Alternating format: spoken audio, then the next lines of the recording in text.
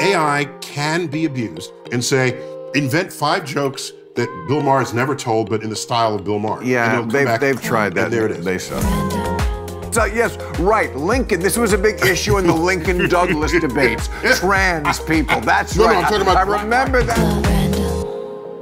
There he is. The man himself. Do I genuflect? What do I do? Dr. Dynamite. Come here, give me a hug. Absolutely. How you doing, man? Professor of Personality. How are you? Look at you. I got you in my lair. It's in your and look, cave. You're already man cave. No, that's for a married guy. This is a discotheque. So, well, you can't tell without the music, but and you've already leaned on your prop. I love authors who aren't shy. Well, we will get to this. I've been reading this. You know what? You have? Yeah, okay. It's much more pop culture. Yeah, very pop culture. Very pop culture. So you dumbed it down for me personally?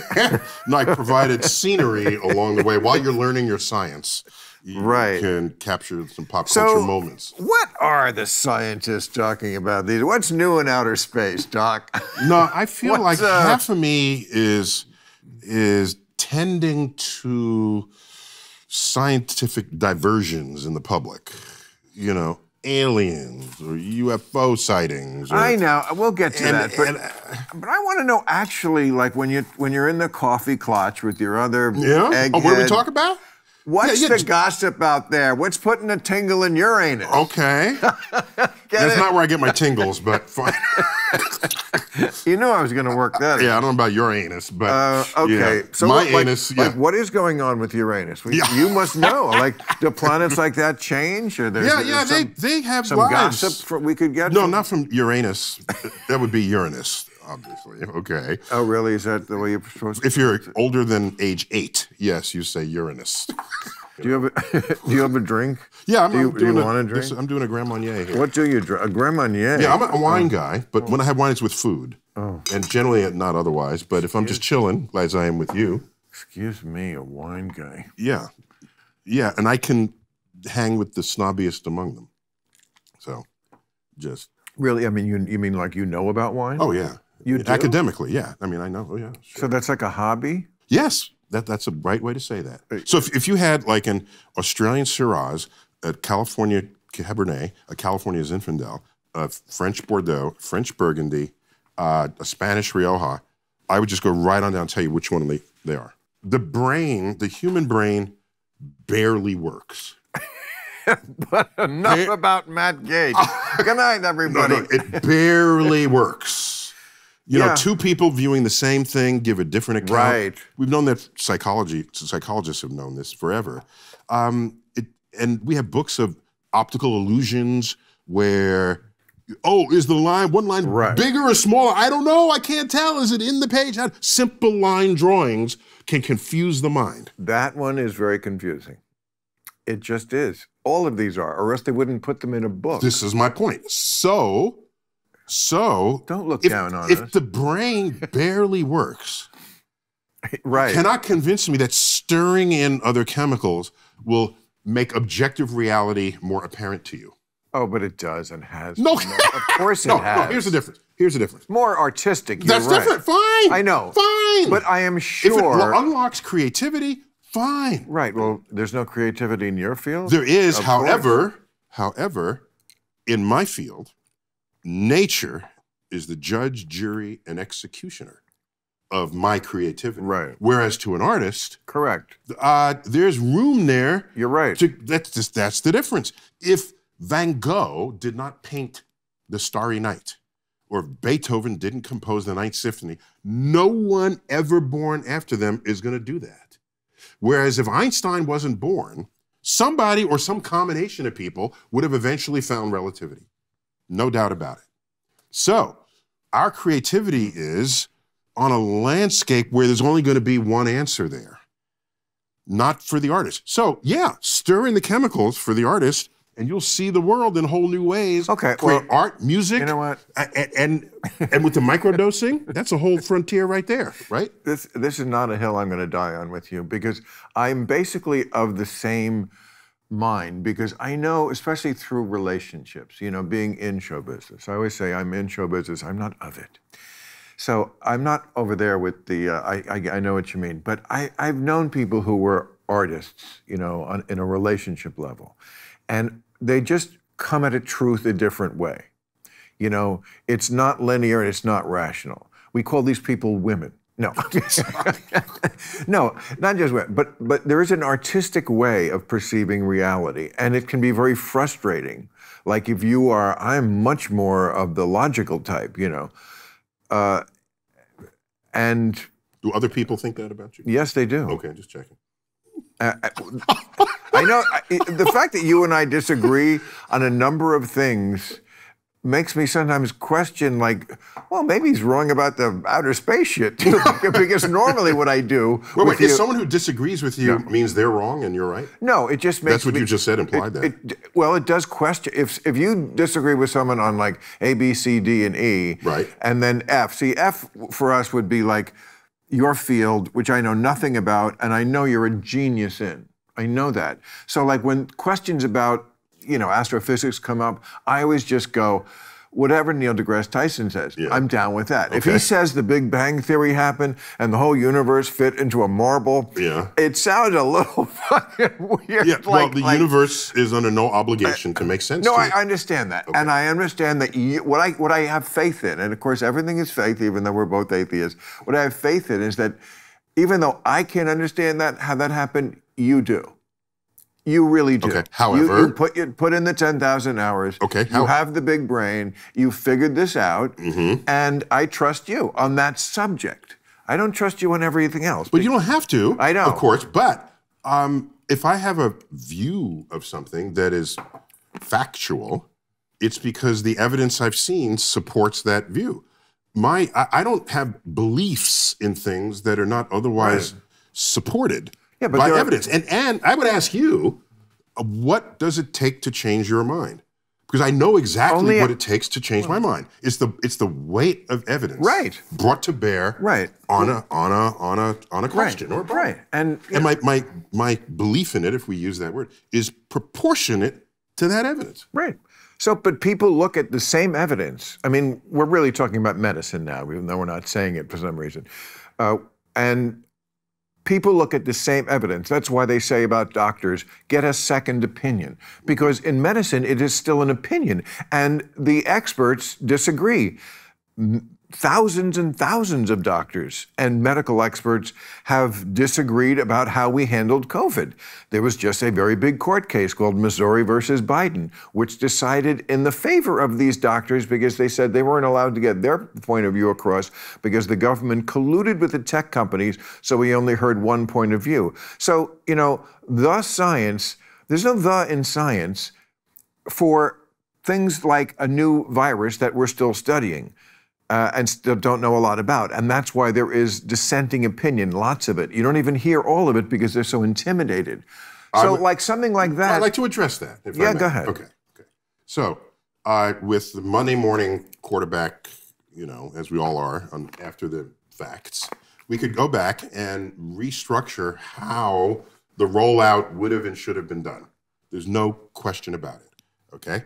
About, you know, the discovery of the virus, the development of the vaccines, the rollout of the vaccines, the progress of the virus, the mutations of the virus, the lethality of the virus, the comorbidities of the virus. All of that could have come out better. And I'd like to think somebody made a book of recommendations from this. So the next time we have another pandemic, which is not, we don't have to wait a century for that, that we're prepared in a way that people are properly informed. That's my first comment. Well, we're making that book as we go because lots of stuff we know now that we didn't know, and a lot of it is like, oh yeah, no, that wasn't a good idea, or oh yeah, the virus actually. Correct. But people were not honest enough about the uncertainties at the time they made their declarations. And part of it, the other half of this is, when you learn about science in school, what do you think science is?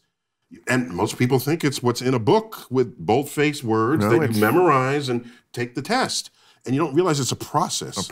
Of querying nature and coming to an understanding. So now here's my point. More relevant to what got you into this. Science is not the word of any individual. Science, the objective truths of science are established only when there's multiple tests on a level where the individual no longer matters, because it's the collective body of evidence. Totally agree. What we have in this world is, and you've seen this in all manner of categories, you're channel surfing on YouTube and somebody says, the establishment thinks this, but I have the real answer, and they're trying to suppress it. This is irresistible to go listen to that one person who's opposite the establishment. And here's the thing, just because the establishment doesn't agree with you, it doesn't mean you're correct. So you can say this expert and this, I don't care about the expert. But you're setting up a dynamic between the establishment, which is to say Dr. Fauci, and a crazy person who thinks there are chips in the vaccine. Yes. I'm talking about Fauci versus Dr. Martin Kulldorff. No, but I'm saying Fauci. Fauci versus Jay Bhattacharya. These are. Hold on. Okay. These Fauci. So that's. I'm getting it. So don't pretend that. I'm on it. Fauci. I'm on it. Fauci, in principle, should, and most of the time does, represent the mainstream understanding of the drugs, the disease, the reactions, and the like. The mainstream, which has been wrong about so many of it. Well, then that's a separate conversation. But it is a true conversation. Hold on. So then, he represents a mainstream. It's not because he's an expert. It's because not only is he an expert, but that's not the issue here. It's that ideally he is conveying a community understanding of what's going on. Now, you want to put him against another person who has pedigree, Harvard, Cornell, whatever, and you're going to say there's one expert against another. That's not how science works. So why didn't you go to Cornell? Oh, it never really came out in my biography. I mean... Yeah, that never really came out. It seems like... I tell you, I have this reason. I mean, we both have a connection. I took his course, Carl Sagan. What? He was his there, capital H. He was there like for one class. Yeah, I'm told he was. Well, he was a star. Absentee. I mean, I only took it because I saw him on the Tonight Show, and I was like, "Wow, I could take a course with this guy." Yeah, Carl Sagan. For anyone who's not knowing who he's talking about. Yes, and he's your, your hero, your mentor. Yeah, he's. By the way, he's a mentor, not one-on-one, just by example. I mean, I saw what he did, how he said things, how he interacted with people, the patience that he had for people whose brains were just somewhere completely off the rails. And so I've learned a lot from that, but not because he was a direct mentor, but because he set an example that I found valuable to follow. So just to catch people up, in case they didn't know, I was in high school, applied to a bunch of colleges. Yeah. Cornell was one of the ones I was accepted to. And unknown to me, the admissions office must have sent my application to him, saying, here's someone we want to attract. Can you do anything about it? He sent me a letter. A letter. I'm a 17-year-old high school kid in the Bronx. Said, dear Neil, I understand you're considering colleges. Are you considering Cornell? If you want to come visit, come by. I'll give you a tour of the labs. You can find out you make a decision. But how did he know that you were this prodigy? My application to college was dripping with the universe. Okay, right. And it wasn't because of him. I was natively. So he wasn't. It wasn't just like a shot in the dark. He was like, I see that this kid is the one. I had telescopes since I was. I walked. But you put it in the application. Oh yeah. Okay, so he read something of yours and went, "Whoa, who is this?" Oh yeah, I was in the astronomy club. Phenom. Yeah, right. I was on an expedition to study Stonehenge. Right. I had all of this stuff in my. It was my engagement with the universe was so thorough that it was a separate identity outside of whatever I was doing in a classroom. And so I had energy for it. And so he saw that and sent me this letter. Right, so the letter was not completely out of the blue. There was justification there from within the application. It was dripping with the universe. So I showed it to my mother. She said, yeah, this is like legit. All right, let's do it. So got on a bus in December, went up to Cornell, 5-hour bus ride that is, and he met me outside the lab. We went in, met him and talked to him in his office, and I will never forget this, he did a no-look reach. He went back like this, And it was one of his books. And I said, wow, that's badass. You learned that. And here it is, ladies and gentlemen, to infinity and beyond. He did a no-look reach, and it was one of his books, and he signed it to me. Of course, I still have it. He says, to Neil, future astronomer. Okay? Then the day ran long, and he drove me back to the bus station. It started to snow, not uncommon in Ithaca, New York. And he was wondering, he said, if the bus doesn't come through, here's my home phone number. Did he touch you inappropriately? Where is this going? Where is this going? Come and spend the night, right? No. So a tent. It's Ithaca in the winter. So I got on the bus. It still came through. I've had people tell me afterwards that I should have just said the bus didn't come through and then spend the night. Right.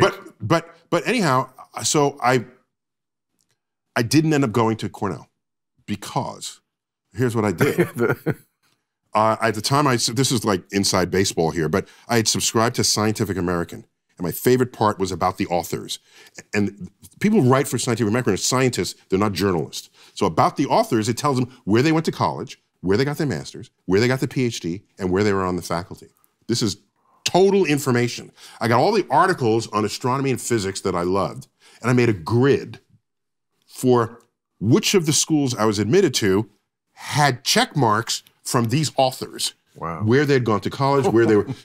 And Harvard won hands down. Okay. And I didn't know at the time that the Smithsonian Center for Astrophysics, which is a government installation, was co-located with the Harvard Observatory.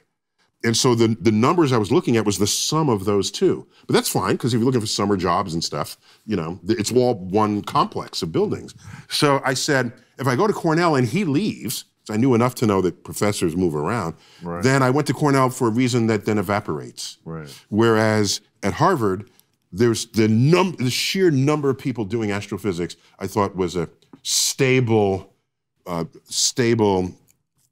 community to walk into. And so I went to Harvard. Is it a community? Like, are most of your friends? We all know each other. There are not many of us. Not many astrophysicists? No, there's how many? In the world, 10,000. Yeah. And there's, 8 billion people. So you divide those two numbers. We're literally 1 in a million human beings on Earth. But so if you have an astrophysicist in the room with you, you better ask all your questions because you might not see another one for the rest of your life. But isn't there things that you... Unless you're Bill Maher, you could just summon them up out of the ether. Well, but there's no such thing as ether. Okay, so... I'm being artistically poetic. I know. Is that allowed? Well, we're both in the other category. But, well, we're combinations. You're a very creative guy in your field. I try to be. But... In fact, just a few days ago, I went back and saw your 2003 stand-up. Oh, wow. In Hudson Theater in New York. It was very 9/11 focused. Yeah. But just to remind myself of you when you were young tyke. Yeah. 20 years ago. Man, what do you know, 60?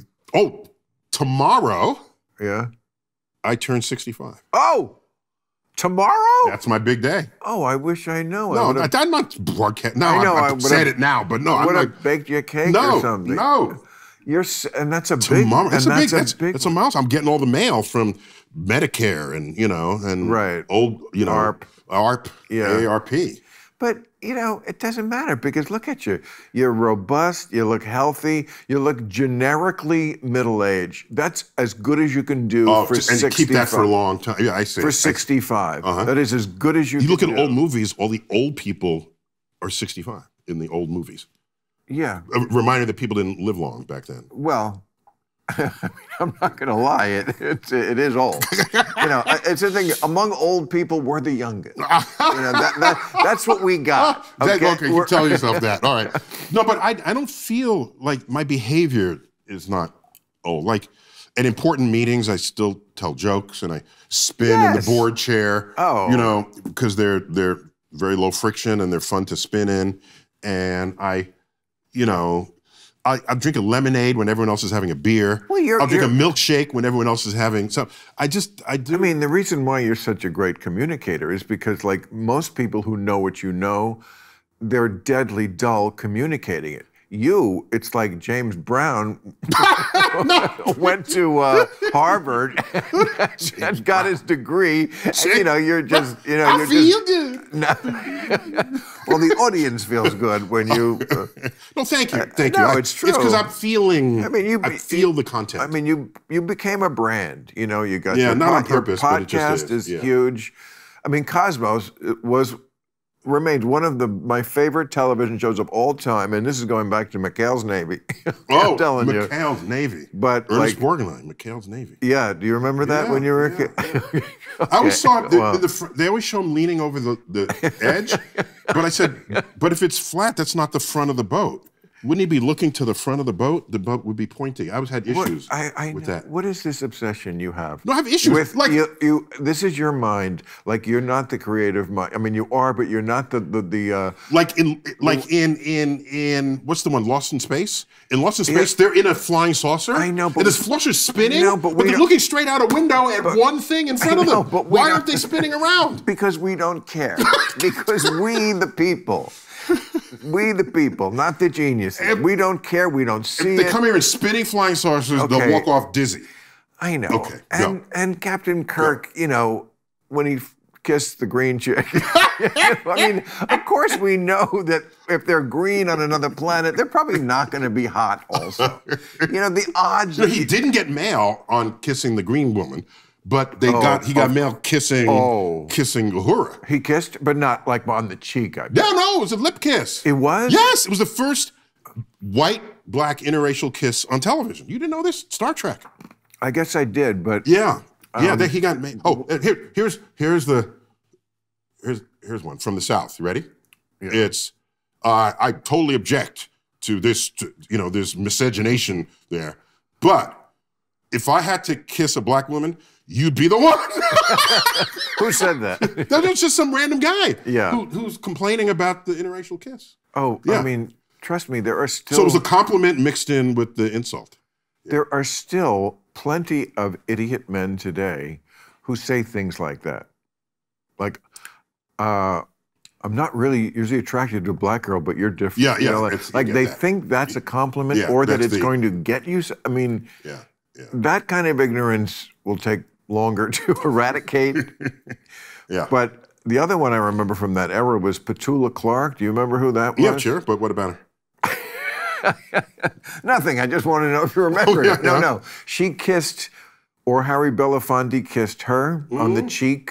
Just on the cheek. Like in a 1967, something like that. Okay. Special. And the affiliates in the South, like, I think they dropped the network, like that. Like it was just like, and we're talking about a peck on the cheek, and it was. Yeah, I mean, real human beings. The changes you must have seen in your life. Yes, in my lifetime. Now that I'm a 65-year-old man. Yeah. Can you describe that? I would love to, because I heard you on a podcast once talk about getting pulled over with a bunch of. I think you were talking about other African American. Yeah, no. What it was I was at a conference. Where, in conferences, there's the banquet night, which is the night before the last day. And usually there's a bottle of wine, you grab it off the table, go to a common room or something. You just chill and chew the fat. And I'm there, and we're going around the circle, and somehow we got talking about police and police stops, right? So we went around the circle, and every person is sharing their story. But we're all PhD physicists, okay? Right. And sharing stories about police stops. And just went around multiple times. And the only thing we have in common, other than being PhD physicists, is that we're all black. How many?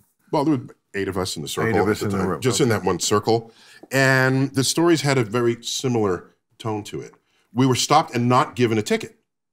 So the stop was on some suspicion that was not then fulfilled. What year is this? This is 1992, 93. Okay. So now it's 2023. So that's 30 years ago, I'm happy to say. On a scale of how much that has changed? Oh, it's an excellent question, Bill, because... It's what I'm always asking. Bill. Where are we now? Bill. People don't want to admit how much better things are today. I'm always making this point. Than at any time in the past. I'm trying to tell the kids this. I am, always. I'm trying to... And here's what you do. Here it is. You set up a time machine, okay? A time machine. Watch. And then if you are female on the gender spectrum or a person of color, and you put them in the time machine and say, pick a time in the past where you were treated better than you are today. And if you really think that through, I don't think there's a single time you can pick. But the kids, at all. See, the problem with... Well, because that's what they know. So but here's the problem. Well, the problem is education. If you don't teach kids history, if they don't know what happened, they think everything is just the present. The present. And everything bad in the present is the worst that ever happened. You know, right. I try to tell them, I don't even need history books to know something like this. I was alive. You lived it. You lived it. I saw America like you did. Yes. But not like you did. That's why I'm asking you, because I can't know what you know. Here's what I'm telling you. So for me, yeah, I'm choosing the future, because that arc looks better to me than any time in the past. But the reason why there's value to this exercise is, in addition to complaining that things aren't what they should be progressively, if you look at the past and realize how much it has changed, what you can ask is, what did we do right to get to where we are today? Let's do more of that. And rather than only look at what's bad today and then try to eradicate that. There are lessons that we learn. And my father was among them. He was active in the civil rights movement, worked under Mayor Lindsay in New York. Really? He was a commissioner, right? Mayor Lindsay. Manpower and career. You know what news article was not written in the 1960s about New York? New York had no major riots. The largest ghetto in the country, up in Harlem, had no skirmishes here and there, nothing like Watts, nothing like Newark, nothing. Right across the river. Right across the river. And so no one writes articles about that. My father was there at the time, and what is a riot if not the last desperate act when you know there is no other path of hope? Right. And so he was a commissioner of Manpower and Career Development Agency. That was an agency in New York where youth in the inner city would realize they might have a job, there's a career for them, there's opportunity in arm's reach. So it was never a powder keg. Yeah. Our fathers may have crossed paths. Oh. Well, my father was in radio news. We lived in Jersey, but he commuted every day into Manhattan. Oh, okay. And maybe your father was... He was interviewed every now and then. That's what I'm saying. Well, no, he died a few years ago. I checked my mother. My mother's still alive. No, but this would be in the 60s, 70s. Yeah, yes, of course. That's when I can't ask him. I'm saying, it would be in the 60s, early 70s, yes. Isn't that funny? I'll check with him. So you've been in the business, your parents? Really? Well, I would hardly call that the business, but radio news... Yes, that was what It's a thing. That was an important thing back then. Yeah. It was the era when every radio station had news at the top of the hour. Yeah. And you would have 5 minutes of news. And, even us kids listening to WABC, Cousin Brucey, WABC, we had to sit through 5 minutes of news. Yeah, yeah. I feel like we don't ask kids. Cousin Brucey, you didn't say it right. Cousin Brucey. Oh, you remember WABC? Yeah, of course. Dan Ingram. Dan Ingram. Stop, what do you think? Ron Lundy. But I would listen to WBLS. Yes. The Total Experience in Sound. 107.5. Wow. In stereo. You could have been a voice guy. You're saying I have a face for radio? Is this what you're saying? No, really, you have that. You could do that. No, you know what happened was, nobody knows this. I was on the roof showing the night sky to like 40 people. And there's a tall building that had these big air conditioning ducts. And I was just speaking over the volume of that. And then at one point my voice cracked. And I tasted blood in the back of it. It was like, what the From what? What happened? And so I went to the doctor, the ENT, and all these people. And they wanted me to learn how to send my voice out from my chest more than from my throat. I think opera singers know this, right? They know how to do that. But I didn't know anything about it. So I did all these voice exercises. And as I did this, my voice got more and more chest resonant. Yes. And so it's a way to protect my throat. It's really what's going on. Do you remember the record "Rainy Night in Georgia"? Do you? Yes, I do. Of course. There's even the sound of rain. Yes. Yes. Yeah. Who sang it? That wasn't Billy Preston. No. Brooke Benton. Oh, no, I wouldn't have remembered that. I don't know. Yeah. Yeah. I feel like you could cover that song. Rainy night in Georgia. Yeah, so now I was being interviewed on CNN, and I miss our boy's voice doing this is CNN, Darth Vader. Right. Did that for years. Yes, he did. Yeah, and then he stopped doing that. It's like, hell, I could do that. Right. This is CNN. I got that. So I laid a few tracks for them. I don't know what they'll do with it. Talk about a place that's not too scientific, though. Club Random is brought to you by the audio marketing gurus at Radioactive Media. Let me ask you, what are you doing to grow your business? Don't just use Google and social media when you can utilize new channels and acquire new customers by partnering with shows like mine and enjoy lower CPMs, elevating your brand in a space away from your competitors. Wouldn't you like to generate up to 9 times more leads? You can when you combine the power of audio and video channels with text messaging and generate a higher ROI.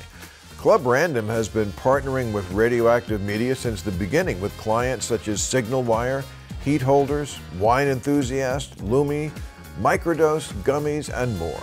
For a limited time, get $1,000 toward your first campaign, plus free text messaging by going to radioactivemedia.com or text the word RANDOM to 511-511. Discover how audio marketing can surpass your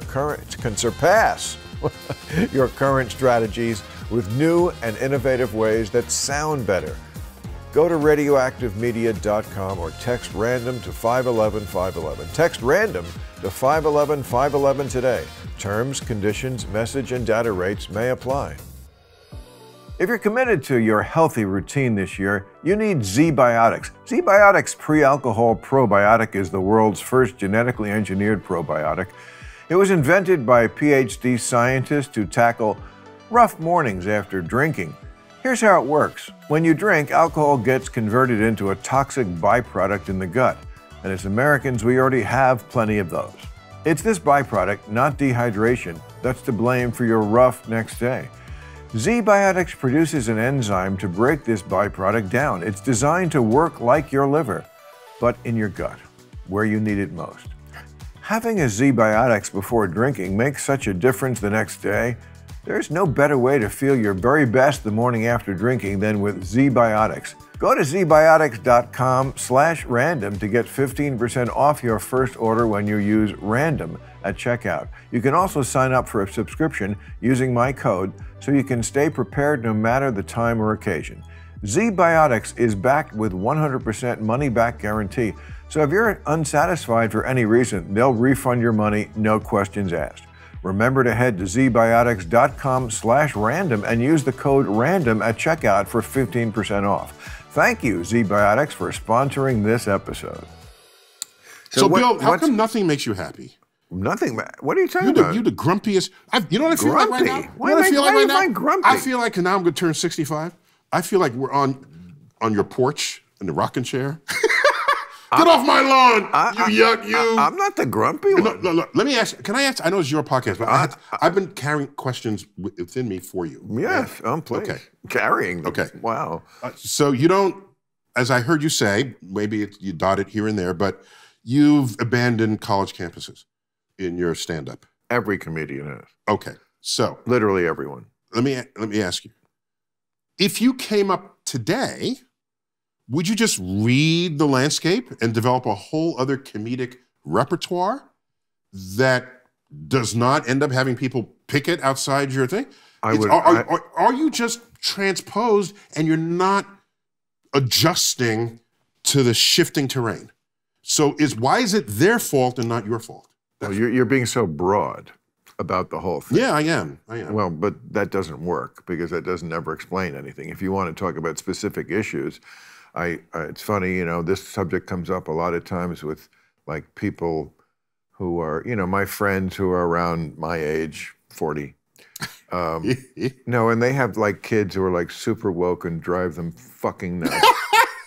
I got woke kids. I will never be as woke as my kids would want me to be, ever. Yeah, but you're a little too. Still. And woke does not automatically mean better. Newer does not automatically mean Right, that's better. true. So that's why I say to talk broadly is bullshit. You have to like talk about what specific, issue are we talking about? The ones that get people's attention are gender issues. Yeah, I know, but what? Things like that. This is Bill, very different. You cut your teeth in the But 70s. what I'm saying is, and you read the room. Okay, but I'll answer you read the politics. I didn't read the politics. Yes, you did. How the fuck do you know what I did? Because I know your jokes of the era. They were great. Well, a lot of people think they're great now. Okay, they're still great. I don't know if you don't any. No. What I meant was, am I not woke enough for they you? Were jokes that would work on a college campus. Okay, surely there's a portfolio of jokes that would still work on a college campus.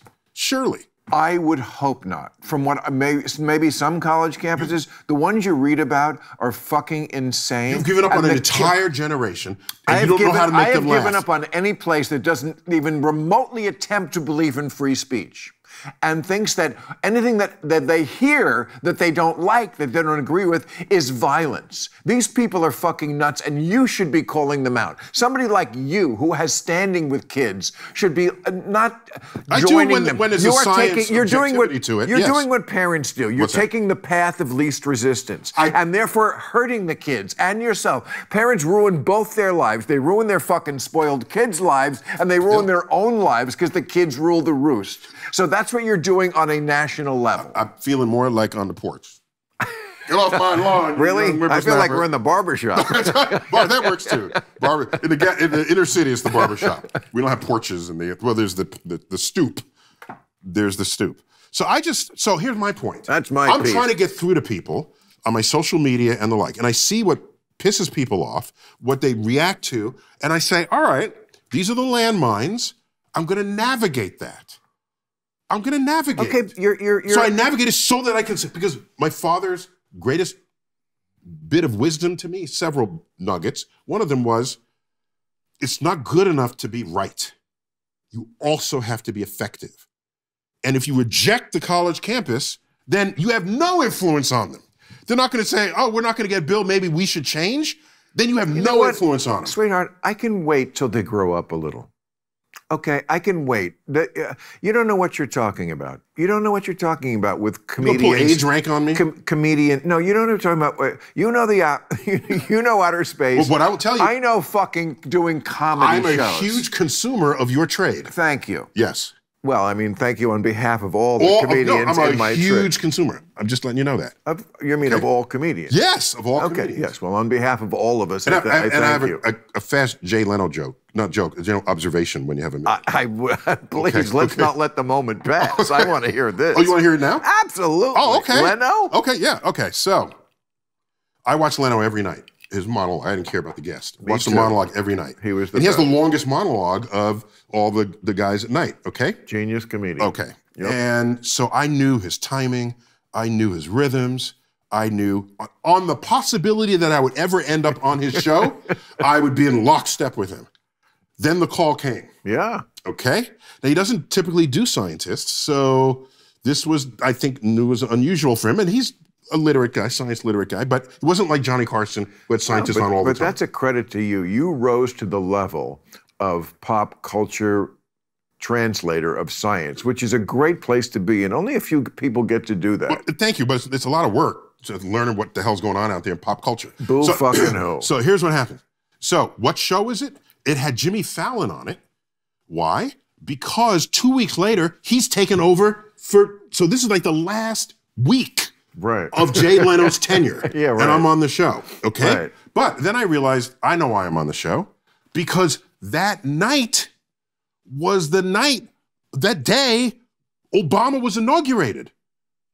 2008, 2009, January 20th. So that evening, all of Hollywood is not available, but Neil is available. Okay, so I fly out to California, okay? So now watch. And he had a great joke about the inauguration in a minute. But watch what happens. He says, so Neil, what's the latest in the universe? I said, That's a terrible Leno impression. I can do.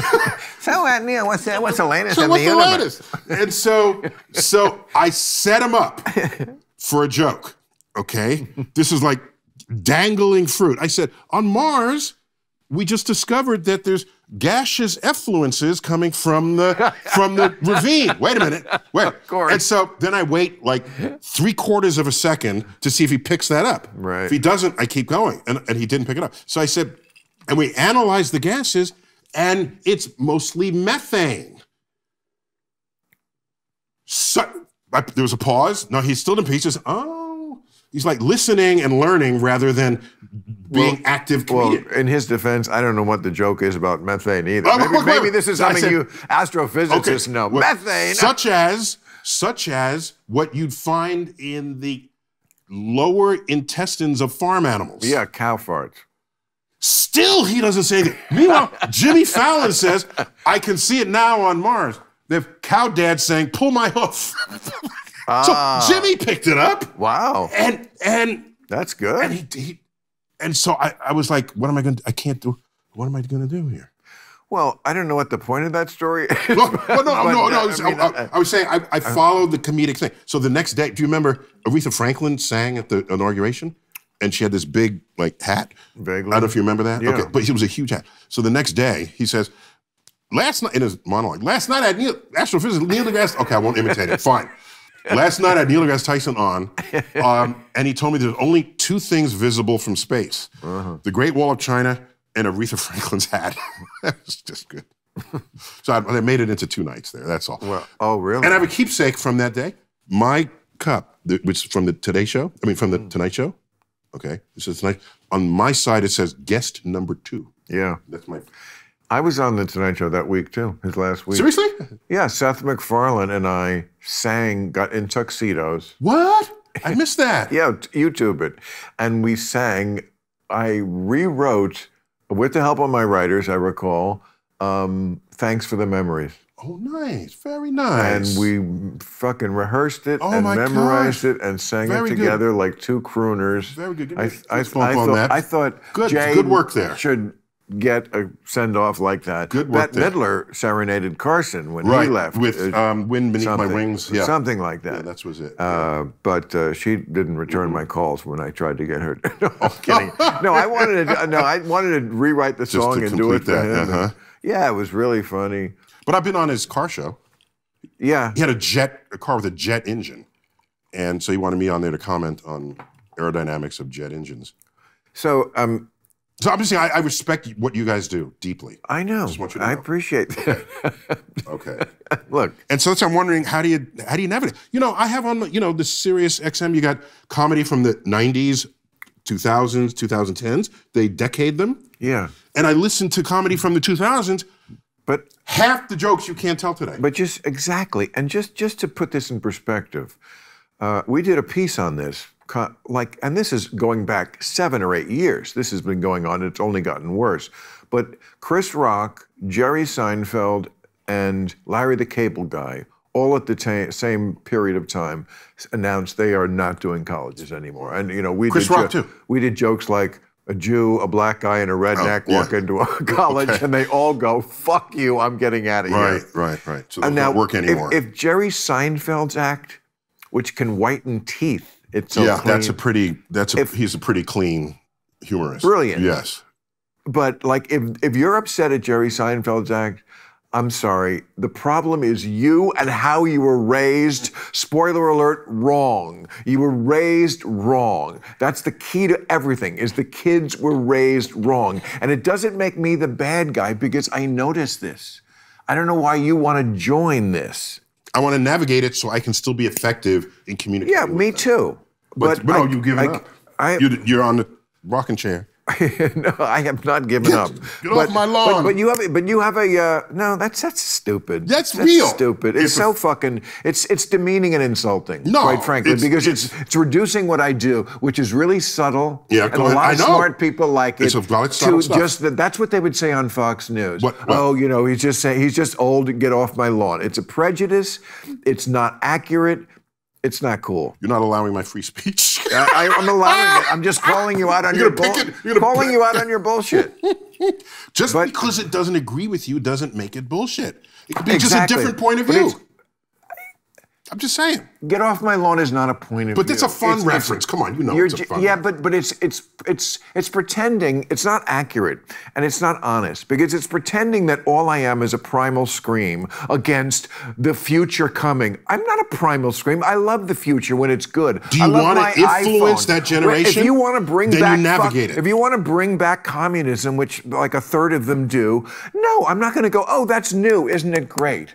You know, I could say, hey, let's shit in the kitchen and eat in the bathroom. It's new. But is it smarter? No. This is what I always tell my friends when they're like, I can't talk to my kids because whatever I think, they go, that's old thinking. Yeah. Yeah. And it's like, yeah, but is it better thinking? Mm-hmm. Is it better thinking? I know you think that, like, you had a thing with Martina Navratilova. What do you mean I have I have nothing? What do you mean? A beef. Yeah, well, she has beef with you. Why does she have a beef with me? Because you think, like, guys with dicks should get in the women's swimming pool, basically. Well, whatever got clipped and reposted, I don't know. But what I said was that in this emergent space where you have people expressing themselves on a gender spectrum, and you want to now compete in sports, that's still a frontier to be solved. And I don't have the answer, but I can suggest one, whether or not it'll work. Maybe we don't compete by gender anymore. We compete on hormone ratios, okay? There was a woman who had uncommonly high testosterone levels, and they wanted to disqualify her because of how manly she was when she was born a woman and competing as a woman. So that's how we're going to do it. You know, this is what you really want. Wait, Bill, no, I've thought this through more than you might think I have. Oh. So what you really want is an interesting contest between people who are similarly talented. The least interesting Super Bowl you could ever watch is a blowout by halftime. See, what we agree on is that there are anomalies in human nature, whereas yes. You know, the vast majority of people, I'm sorry, are still male or female. And certainly every cell in our body is dictating one of those other sexes. I mean, obviously the hormones are. Yeah. Obviously also I make sperm and other people make eggs. That's what hormones do. Yeah. You can't deny that. Okay. So but we as liberals, I think agree that, you know, there are anomalies in nature and they should be respected and protected. But this attempt to reorganize all of society around what a very tiny percentage, who again, we can protect and respect without pretending that every baby is a jump ball, like penis. What the fuck? I don't know. That doesn't mean anything. We have no idea what this child is. I mean, that seems to be where you want to go. I mean, like, how many people fit this description that we should reorganize sports around? We have men's sports and women's sports. And if the best team in the WNBA played the worst team in the NBA, the score would be 1,000,000-0. Can we organize society around that basic point with this, of course, proviso that we protect and respect people who do not fit into it? Let's segregate society between dark-skinned people and light-skinned people because that nature made it that way, and that's how it is. So, nature did make it that way. And it's not segregating. Well, there was a time segregating anything. That attitude 150 years ago was 2 years ago. You act like this was yes, right. Lincoln. This was a big issue in the Lincoln-Douglas debates. Trans people. That's right. No, I'm talking about black, remember white. that from I'm talking about 1861. Yes, I remember those debates. It was 1860. And Lincoln was all about getting trans. Oh, for fuck's sake! You're ridiculous. No. So here it is. Just all I'm saying is that, how about this? I'm looking at schools in Manhattan, and there's a school there, and there's built in the 20s and 30s, and there's a doorway that says boys and a separate doorway on the other side of school that says girls. And I'm thinking, God. Why are we doing this? Because people are mostly boys and girls? But why split them entering a school building? Because they pee differently? Jesus Christ, I have to explain this? No, because you know what I thought when I saw that? It's colored fountain over here, white fountain over here. That's what I thought when I saw that. Well, that's not the same thing. Well, it's not exactly the same thing, but that's what I thought. It's not exactly, I agree. Okay. I agree. But this is what I always say about these kind of issues. Like, there's two ways that you can be benighted about something. One, you can be too far from it. Yeah. Like, I would be too far from certain issues, racial issues, of course. How could I ever know? Right. You can also be lost sort of thinking-wise, as I am, because I'm too far from it, if you're too close to it. Yes. That can You miss the elephant. Well, you miss the elephant. It's the fly on the Mona Lisa. Mm-hmm. Why the fly wants to be on the Mona Lisa, I don't know, and I can't even appreciate art, but okay, you get my point. And so, like, I think when you see that, I totally understand why a man of your age does, but I don't think it's accurate. So I used to wrestle, high school and college, okay? It's relevant to this conversation, believe it or not.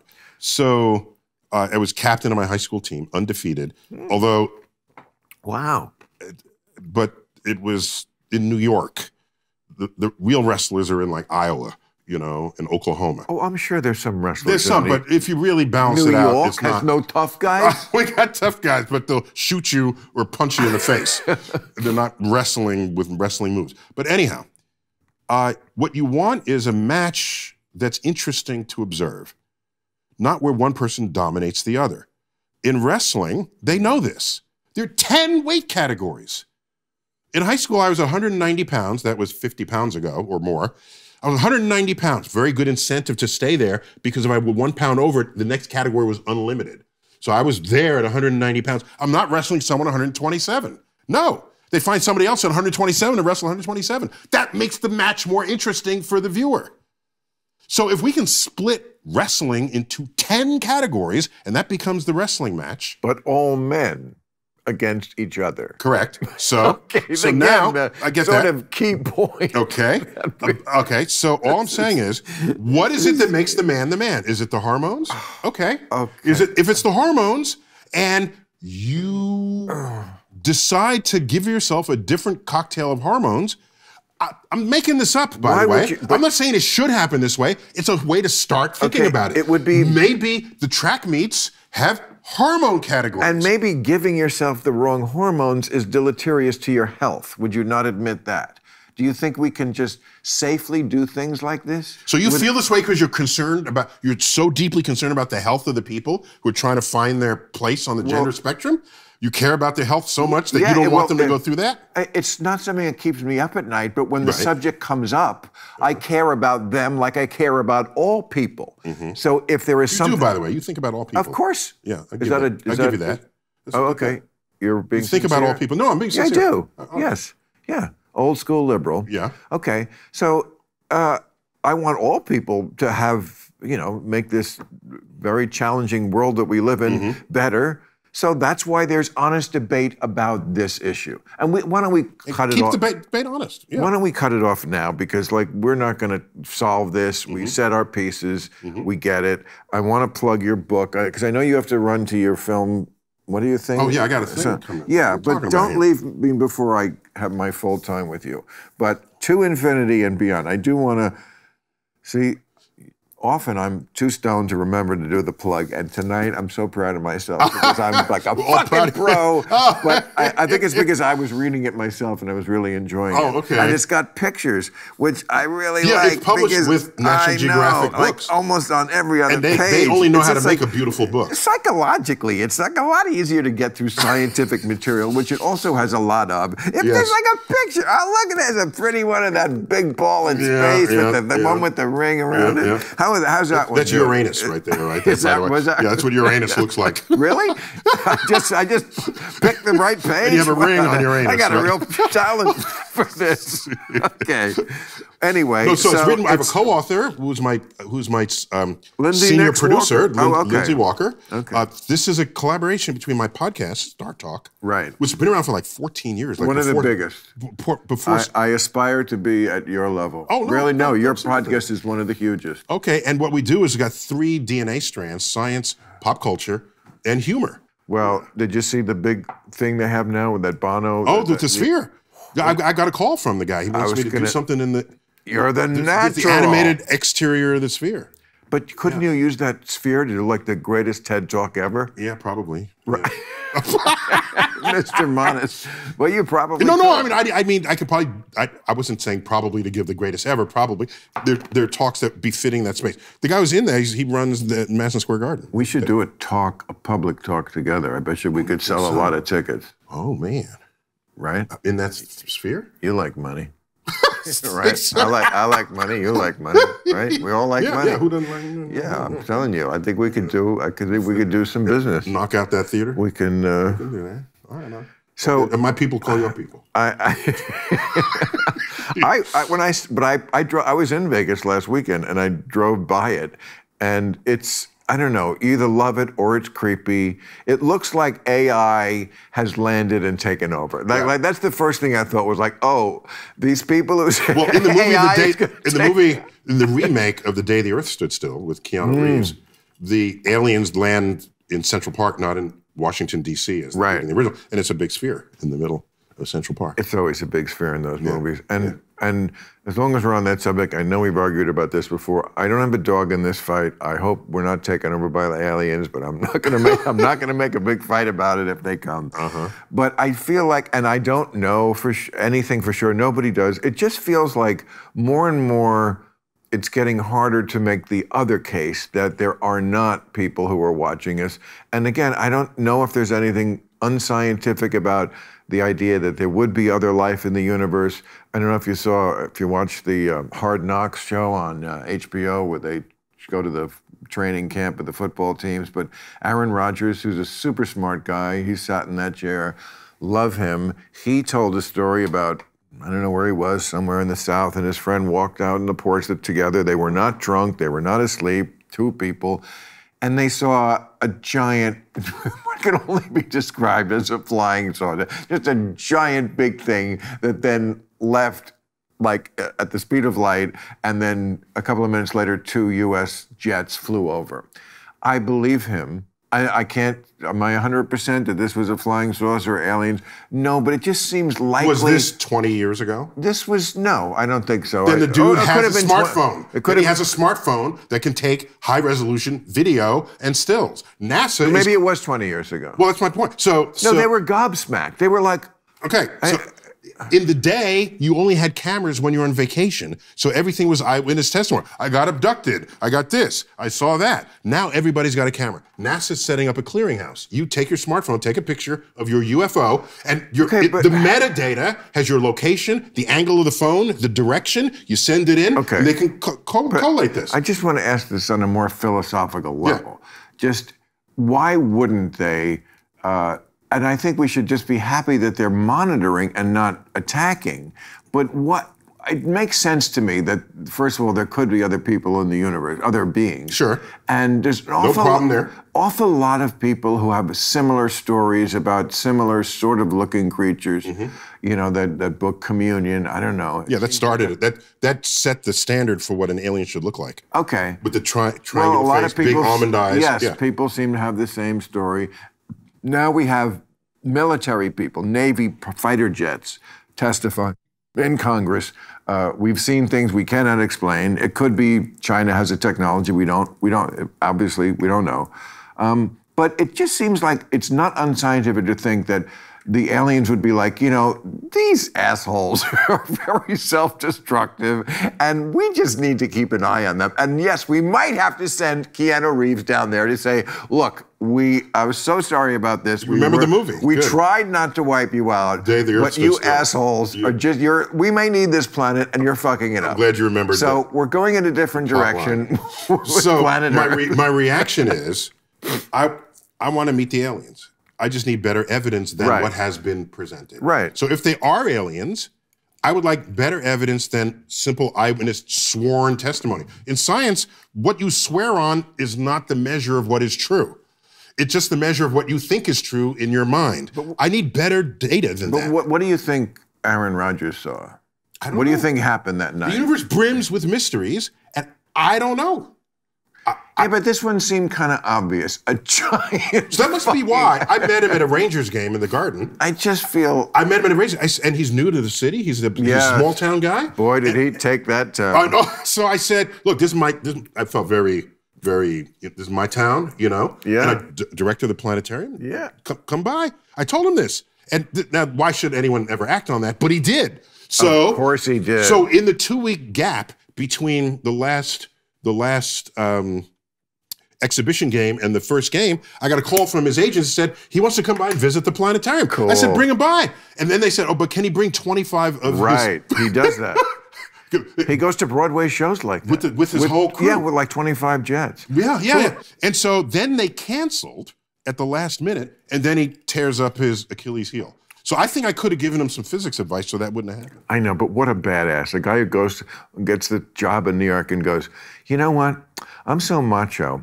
I'm going to take a bunch of fucking football players out to every show on Broadway and Taylor Swift's show. It was brilliant because, you know, New York. I would have had fun with them. They didn't come by. New York is Broadway too. Yeah, it is Broadway, totally. You know, it's especially Broadway. Right. You know, you want to embrace the city. Yeah. I mean, he's more popular on crutches than any athlete that has been walking in 20 years.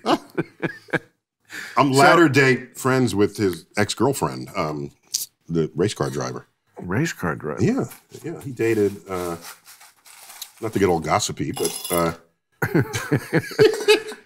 Who did? Oh, I think I know her. Danica Patrick? Yeah, Danica Patrick, yeah. Really? Yeah, she's got her own podcast. I've been on a podcast twice. And we talked about Aaron Rodgers in the last interview, and I told her the story. He said he's a very fun-loving guy, and he would have, because I was going to tweet, had he come by, I would have given him some physics advice so he wouldn't tear his ankle, but I thought that was insensitive. She said, no, he would have totally dug it. Totally on my page with the medical stuff. So, but let's not go back to there. So let me just say, I need eyewitness testimony without independent data obtained by something that is not your brain, okay? Right. The human sensory system is rife, as we said earlier in this conversation, about optical illusions, and you don't know what you're looking at. So... But two guys who saw a giant spaceship hovering above them at the same time. Maybe it was aliens. Now, what happened to all the people who were abducted, as they told their psychiatrist? Their assholes were sore. No, they were. They testified to that. Does that make it objectively true? No, it just means that they believe they're telling the truth. What I'm saying is, all of the abduction stories that were filling this in the 1970s, you're old enough to remember all this. Back when in my day, all these abduction stories, they all went away in the era of the smartphone because we can record that and we don't. There are no... Well, maybe the aliens know that. Okay, so that was the excuse for when someone claimed to have taken regular cameras and the film was blank. So now, because of the ACLU and cops beating up black people, you can stream whatever is in your phone to the internet, to their servers, while it's happening. And we don't have any shots inside the... So here's what you do. Next time you're abducted, steal an ashtray off the shelf. And then when you're... if you don't get a picture, then you have an artifact of alien manufacture, and then we can analyze it and say, hey, look, you had a real encounter. Again, I am not dying on this hill because I don't know. I'm just saying, that's what I'm saying. We don't know. I find... Correct. We don't know. And the evidence put forth... The weight of that evidence is not magnified by someone swearing to tell the truth. I know, but 200 simultaneous sore assholes is something. Okay, that's hard. That's good evidence, right there. I think I like better than making you laugh like that. Nothing. The asshole defense. So AI. AI, what? AI. Yeah, what do you want? What do I want? We've had AI for decades, and all of a sudden, AI can now, in science, and it's all around us at all times. What do you think Siri is? It's not a human being. I know, but it's gotten to a new level. I'm getting there. So I'm saying, so now AI can compose your term paper, and now you poop your pants. Okay? What happened? What? AI can compose your term paper. Why did I poop my pants? Because, well, everyone thinks that AI is going to take over their lives and their jobs and their livelihood and all the rest of it. Right. But AI has been with us for decades. Of course, it's getting better at all times. Right. But what I'm saying is, I think it started making headlines because it started touching the lives of liberal arts people. Well, also because they made it for the masses. ChatGPT didn't exist a year. I remember it was almost a year ago, about a year ago, that I first was at a restaurant with someone, and they said, "You have ChatGPT?" I said, "No, I just read something. What is that again?" And I mean, that was only a year ago, and now it's a household word, and everybody uses it, for everything. That's a quantum leap from where we were a year ago. So, it's like, yes, was there TV in 1939 or something? Yes, no one had it, and then everyone had it, and it changed. That's a quantum leap. So and it changes things. Okay. Right. Okay. Yeah, I agree. So you want to watch out. You don't want it to become our overlords any more than you want nuclear weapons to destroy the world. And so you put in some restrictions. But what happened is people started seeing AI, and then they lump all of AI into this one concern. If they had any clue how much AI is influencing their lives at any given moment, they wouldn't possibly say that. Well, I don't know. I don't know why those... Who do you think's flying your airplane? Do you think a pilot is actually making important decisions up there? No. He's landing it, yes. Well, yeah, they choose to, but they don't have to. Well, landing is so important to me. I landing don't know. softly. They choose to. It keeps the blood flowing. Yeah, I know. Okay, but you're setting up an opposition that I don't think is No, real. It's not an opposition. I agree AI can be abused, especially if they have deep fakes that are videos and things. They can they can sample your voice and say, invent 5 jokes that Bill Maher has never told, but in the style of Bill Maher. Yeah, they've tried that. And there it is. They suck. They're not there yet. I was interviewed by an AI chat program on a podcast. And I said, they would perfunctory questions, and I wasn't very interested. I said, can I asked the guy organized, I want to ask the thing back a couple of questions. They said, sure. Was it as fun as this? Come no, on. It was very... Yes. It was very... I don't want to live in that world, do you? Okay, no, so we'll put restrictions on it. Well, okay, that's been the big argument. It's like some people, like Elon Musk, have saying from the beginning, this is an existential threat. I think he's right, because I think I've seen too many movies where this happens. All the movies. It happens in all the movies. Everything that happens in movies eventually happens in life. That's the theory I go by, because it's true. And I don't want to agree with that, but I kind of have to agree. It does. They imagine it first. I remember in Minority Report, the Spielberg movie with Tom Cruise, The Future Comes, and they had that... This facial recognition for everybody that goes? Right, and the screens. Yeah. Like he was moving... We had no screens that do it. That was like science fiction. Yeah. And then 3 years later, we were all doing it. Then they had the eyeball, the retinal scan, and then they needed the retinal scan of someone who had access, but they just killed him. So they carved out his eyeball in a plastic bag and put the eyeball in front of the thing. And he walks into the mall, and there's all those, the ads are all moving. Like we didn't have that then, but now we have all that now. Yeah. Okay. So I feel like we could have robot overlords. Okay, so maybe... it was 1968 when Kubrick made I Can't Do That, Dave. Sorry, Dave. I can't do it. Okay. 2001, A Space Odyssey. 1968. You remembered it. Before we went to the moon. Before we went to the moon. Yes, it was. Okay. Or as some of my audience would say, if. That's your audience? Okay. You're proud of that? No, but you proud of that? Okay. There are people. No, not many, but I've had people. I'll work on them. We can I'll tag team them. I don't know why that one... that's a strange conspiracy theory. No, it's not as strange in the flat earthers. That's even sillier. Yeah, I can watch a football game in the winter in New York City and the sun has set, yet it is still up in the Rose Bowl in California. There's no way to explain that unless Earth is curved between New York. There's some very simple explanations here. But again, you're speaking to the people. I want to end on a positive note. Yes. So Ray Bradbury, great science fiction writer, he was once approached by a fan and said, Mr. Bradbury, why do you write these stories with these apocalyptic futures? Is that the future you think we're going to occupy? He says, no, I write about those futures so you know to avoid them. Right. So maybe those movies have inculcated us. No, I truly believe with the fear factor that needs to be there to make sure that doesn't happen. Right. The other thing that has been depicted in a zillion movies is the apocalyptic post-nuclear war landscape The Book of Eli, and there's so many of those kind of movies. You know the famous quote from Albert Einstein.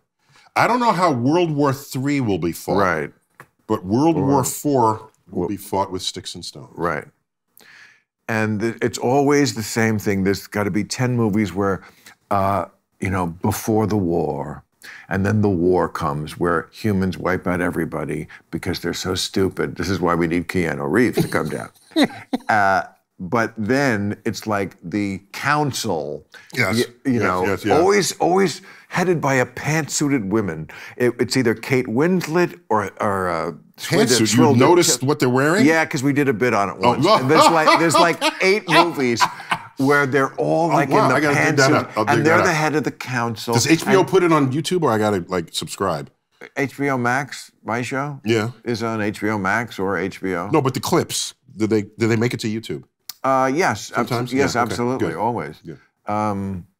Whatever you do, don't watch the whole show. Anyway, great to see you too. Anyway,